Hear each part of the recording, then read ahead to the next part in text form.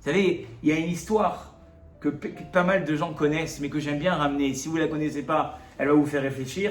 Et si vous la connaissez, on va bien réfléchir à ce qu'elle nous a montré cette histoire. Durant la guerre de 39-45, il y avait un boulanger. Tous les matins, il voulait apprendre le métier à son fils. Alors il apprenait comment est-ce qu'on fait la pâte, comment est-ce qu'on rentre la pâte dans la lamineuse. Et puis à un moment donné, il a voulu lui apprendre vraiment comment on passe la pâte dans la lamineuse. Que Dieu nous en préserve, le petit, sa main, il y a une partie de sa main qui est partie dans la lamineuse. Et maintenant, à l'époque, comme ils n'étaient pas à la pointe de la technologie, qu'est-ce qu'ils ont fait? Excusez-moi des détails. Ils ont pris une partie qui était qui avait des poils en bas de ses jambes et ils l'ont greffé sur la main.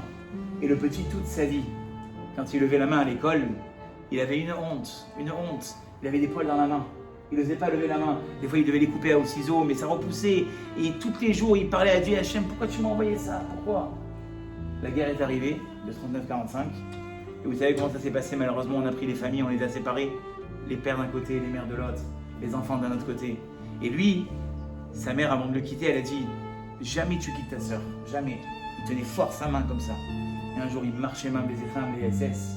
Ils sont venus, ils ont séparé aussi les enfants, garçons, filles. Lui, il a hurlé « Je ne veux pas laisser ma sœur, je ne veux pas laisser ma sœur. » Ils se sont mis à 4 pour essayer de les séparer. Il hurlait. Tellement il a hurlé que le chef là-bas, des capots, là, je sais pas comment on appelle ça, il est venu les voir. Et qu'est-ce qu'il a le petit juif là? Je veux ma sœur, je veux ma sœur. Il a dit écoute-moi bien le petit juif. Si tu me montres que dans ta main il y a des poils, je te rends ta sœur. Il a dit regardez.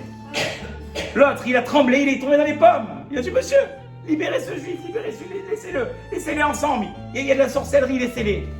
Ah putain, il a sauvé sa sœur comme ça. Alors, vous la connaissez cette histoire. Ceux qui la connaissent pas, qu'est-ce qu'on veut là? Exactement. Et c'est ça, monsieur Hamar, que je veux dire ce soir. Combien de fois dans nos vies on a des événements, on te dit mais Hachem, par où tu passes là? Où tu m'amènes? C'est quoi que tu es en train de me faire vivre? Si Hachem il pourrait te répondre, il te dirait mon chéri, ne t'inquiète pas, je suis en train de t'amener à l'endroit exact où tu dois aller. Ce garçon il n'a pas compris ce qui lui arrivait dans sa vie.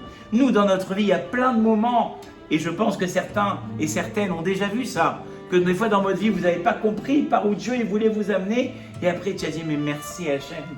Heureusement que tu m'as pas écouté, s'il a été écouté. Heureusement que tu m'as pas écouté à l'époque. Mais évidemment que je t'ai pas écouté parce que je savais ce qui était bien pour toi.